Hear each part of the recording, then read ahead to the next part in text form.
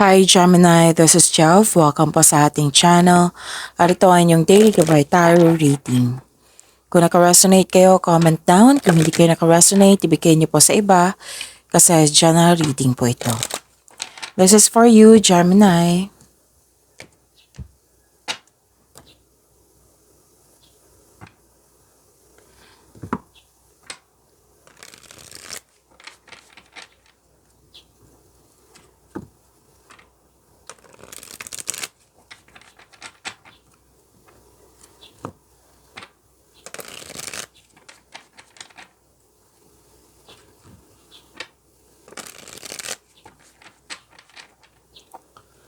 Para po ito sa inyo, Gemini.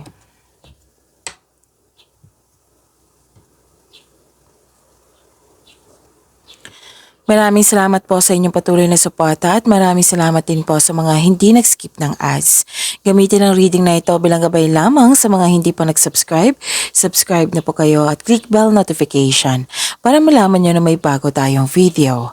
Para sa mga gustong magpa-reading, comment po kayo ng personal reading. Again, comment kayo ng personal reading and check my reply sa comment section.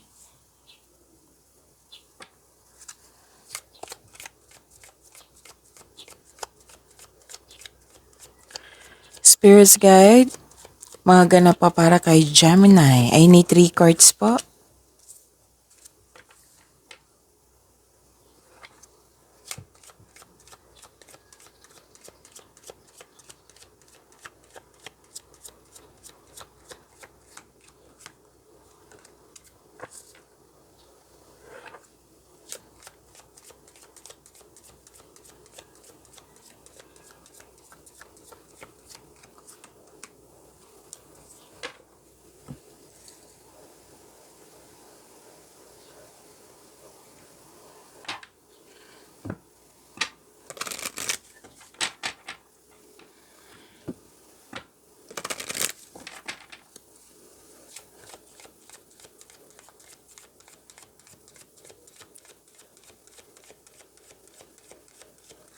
Spirits Guide, mensahe niyo po para kay Gemini. I need 2 cards po.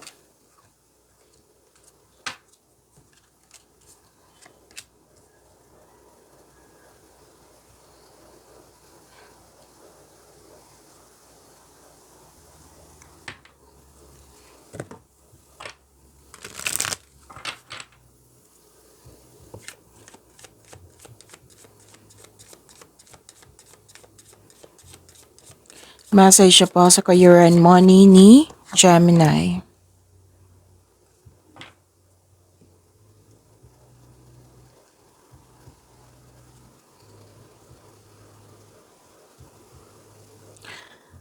Okay, Gemini. May dumating na opportunities na kailangan mong gumawa ng best choices or best decision. Ang ilan sa inyo gusto mag-travel, nag-iisip kung go ba or hindi.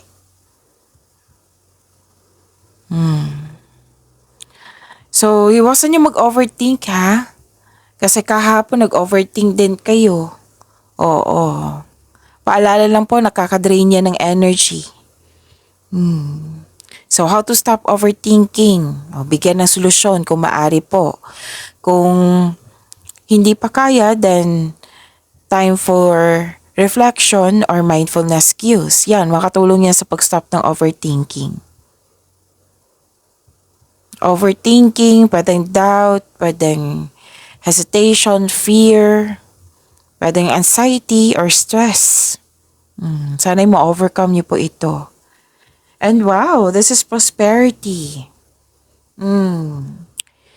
At yes, prosperity, may nag-uusap tungkol sa property or domestic matters. Ang ilan sa inyo nag-staycation na sa bahay or may balak mag-staycation sa bahay kasi gusto mag-relax, magpahinga. Ang ilan sa inyo, home base yung trabaho. So, claim this prosperity. Wow.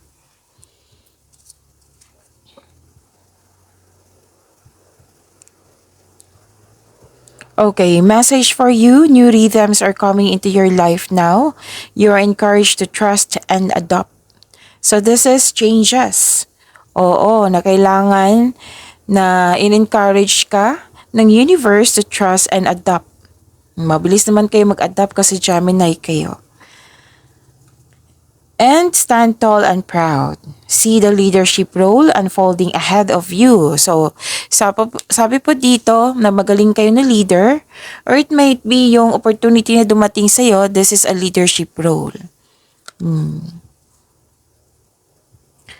So, a message for your career and money. Foresight. Pay attention to things that are important to ensure wealth. May mga ginagawa, may opportunity ka na makapagbigay ng wealth sa iyo. So be foresighted and alert. Wow.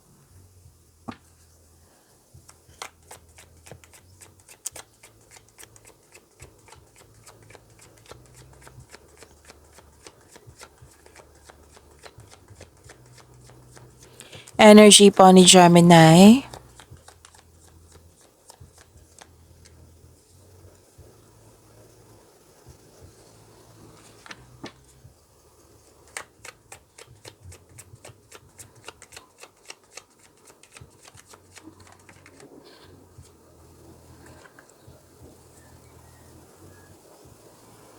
Kung may narinig kayo or may nakita kayong repeating message, meaning to say pinupush ng cards nyo yan.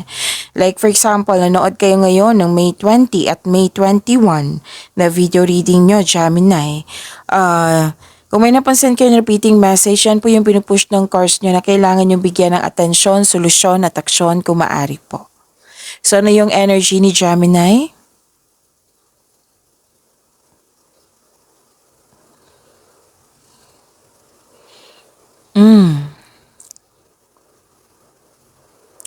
Okay.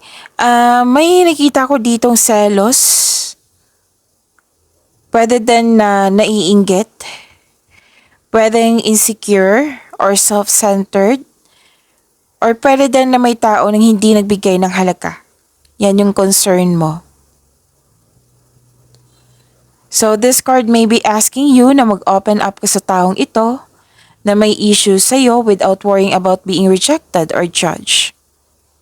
And itong taong ito, kung itong taong ito ay parati na lang niyang ginagawa, who has proven themselves na untrustworthy sila, better to have a healthy disconnection. So yan po yung sabi ng card nyo. Pero at the end of the day, kayo naman po yung mag-decide niyan kasi buhay nyo po iyan. Pero healthy disconnection lang yung sinabi dito. Hindi naman kailangan na mag-away, kailangan na i-push through mo, oo, pilitin mo. Kumbaga, marami na itong napatunayan eh. So, better to have a healthy disconnection kung pwede po.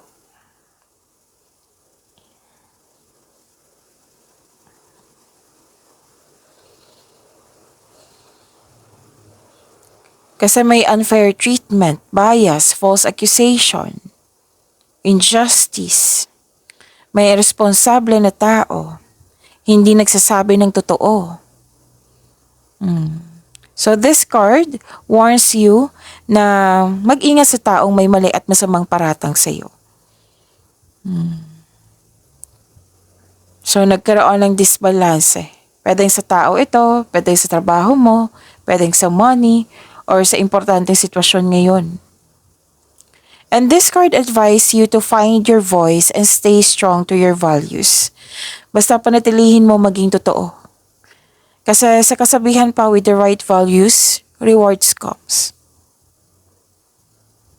So stay true to yourself and act with integrity. Okay?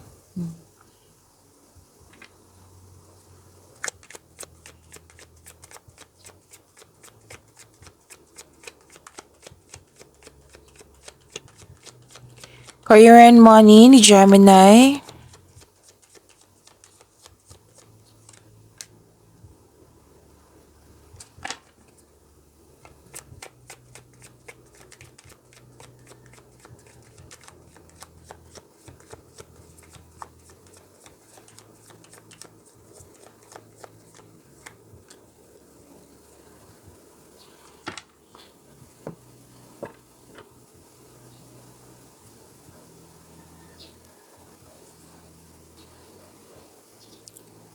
Wow. I think lumabas din to kahapon sa iyo, Gemini. Mm. Kakasabi din dito sa wealth, and prosperity, right? So, mag-focus po daw kayo sa mga important things na makapagbigay sa iyong ng potential na magkaroon ng wealth. Okay? Andito rin sa inyong tarot cards from oracle cards to your tarot cards. This is wealth, this is generosity. So, wow. Claim niyo po, Gemini. I'm happy for you kasi halos araw-araw na 'di ba? Pansin niyo sa mga nag-aabang dito ng Gemini reading. So ito ay pagtaas ng tagumpay, lalo na sa kaperahan po. Kitang-kita ko dito, Gemini. So, ang pagtaas ng tagumpay sa kaperahan at katatagan ay nasa iyong kamay na. Hawak mo na. So, may parating na kasosyo or magbibigay puhunan sa iyo, upang tulungan ka sa pagkamit ng iyong layunin. It might be you're a negosyante kasi kita ko dito na pera talaga. Sunod-sunod na to, Gemini. Wow, claim nyo po. And wag nyo kalimutan na mag-acknowledge sa bigay ng blessings, malaking blessings, bigay ni God sa iyo. Okay? At pagyamanin nyo po ito. Pagyamanin nyo po itong bigay ng ating Panginoon. Wow. So, financial stability, kitang-kita ko po dito. Okay, so it might be nasa posisyon kayo kasi may leadership role ako nakikita din dito at dito rin. Or may-ari ng negosyo, boss ba, nasa posisyon, or negosyante. Or it might be na may plano ka dyan na negosyo na may magbibigay ng tulong sa iyo para palakihin ang iyong layunin sa buhay na makapagbigay sa iyo ng financial stability. And yung kitang-kita ko dito yung stability sa inyong kaperahan. At mahusay kayo, sabi ng card, mahusay kayo, maaaring makatulong sa yung magbibigay talaga kayo ng tulong. Yung meron kayo, makaka-receive kayo ng blessings at sinishare mo talaga sa kapwa mo, lalo na sa pamilya mo. And this is very good, ang ganda. So, claim niyo po, this is, I am sure na lumabas din to kahapon sa iyo. Wow. Financial maturity to na-reach nyo na ang financial maturity. Sa mga nagsisimula pa lang, focus kayo sa binigay na pagkakataon sa inyo kasi magbibigay talaga ng wealth to sa iyo. Mayaman ka mayaman ka. Claim niyo po na sabihin niyo, mayaman ako. Yayaman ako, mayaman ako. Okay, so, yun. May mga pagkakataon dyan na makapagbigay sa iyo ng yaman. Yung magiging mayaman ka. Well, so pag-ingatan nyo, alagaan nyo talaga. Kasi, I am so surprised hanggang ngayon. And sobrang amazing. And I'm happy for you, Gemini. And this is, deserve nyo. Kasi naging masipag kayo sa araw-araw nyo po. Diba? At i-handle mo yan ng mabuti. Gemini. Ang ganda. And andito pa rin kahapon pa to na may toxic na tao dyan or hindi mo makasundo or sobrang nag-depend sa'yo o na medyo naiirita ka na nito So, exhausted ka kasi may tao dyan na nagbigay ng maraming demand sa'yo or naging toxic na po na nagbibigay ng stress sa'yo. Sinabi ko rin to sa oracle cards nyo kanina. Isa din to sa nag-cause na nagkaroon ka ng anxiety, stress, or overthinking, hesitation, doubt, or sama ng loob. If I were you, focus kayo sa binigay na wealth sa inyo.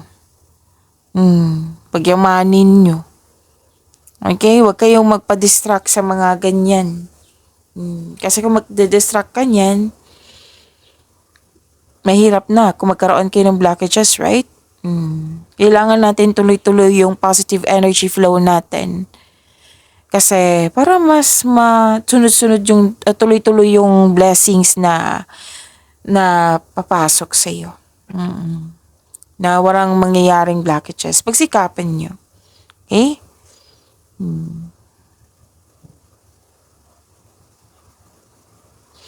Kung may offer dyan, lalo na sa mga bagong tao na may sinasabi sa'yo or may offer, ingatan nyo talaga. Yung alamin nyo kung totoo ba yan. Kasi may sinabi dito ang card na alamin mo muna kung totoo ba yan or karapat-dapat pa. Okay? Kasi may nakita kong paluloko dito. Okay? Kasi sayang naman. It might be, alam ng taong ito na may pera ka. Oo. So, yan. So, alam niyo na kung ano yung dapat iwasan nyo kung pwede po.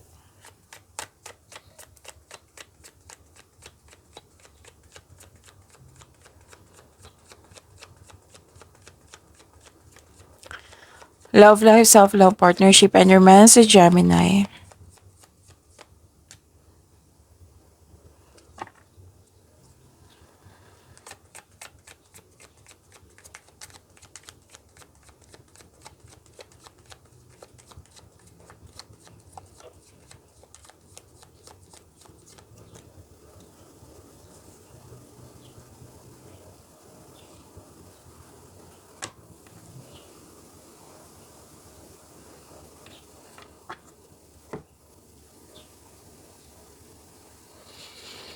Okay. Grabe, Gemini, wealth pa rin nakikita ko dito. Oo, wealth pa rin nakikita ko dito. Kasi this card is a wealth, family, inheritance. Di ba? Ang ganda. Claim nyo talaga yung itong wealth na ito. Okay, so this is a completion of cycle also. May matatanggap kang mana, pensyon, retirement o masaganang ani ng buhay. And nakikita ko dito, nag-spend time ka sa family mo or group of people na malapit sa'yo. Nag-save ka para sa iyong sarili and nag-save ka din para sa family mo. At may lumabas din ito kahapon sa inyo or the other day na may specific person ka na tutulungan mo siya. Oo, it might be like for example, tutulungan mo yung bunso mong kapatid para makapag-aral.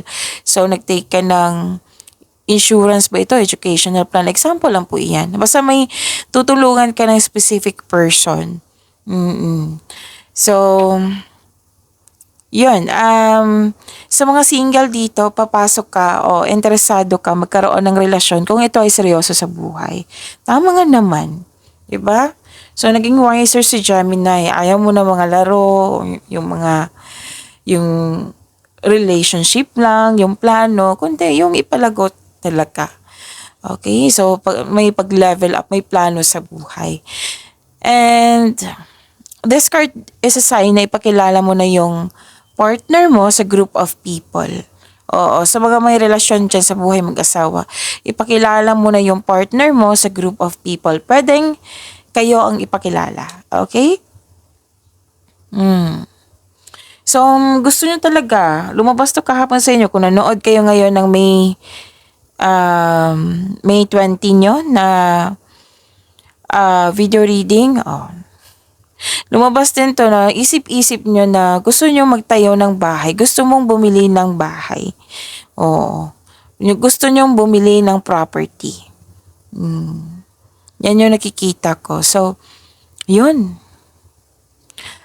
Ipagpatuloy ang sipag. Huwag lang kalimutan na magpahinga. Syempre. Oo. At nakikita ko dito na full support yung family mo or group of people na sa plano mo sa buhay. So, maghingi kayo ng advice sa mga taong nirespeto mo, wiser, mentor. Oo. Para gabayan ka sa mga yung mga experiences nila, makatulong din yan sa iyo. Oo. So, this is a completion of cycle. Claim nyo po. Ang ganda nito kasi wealth, family, and inheritance po ito.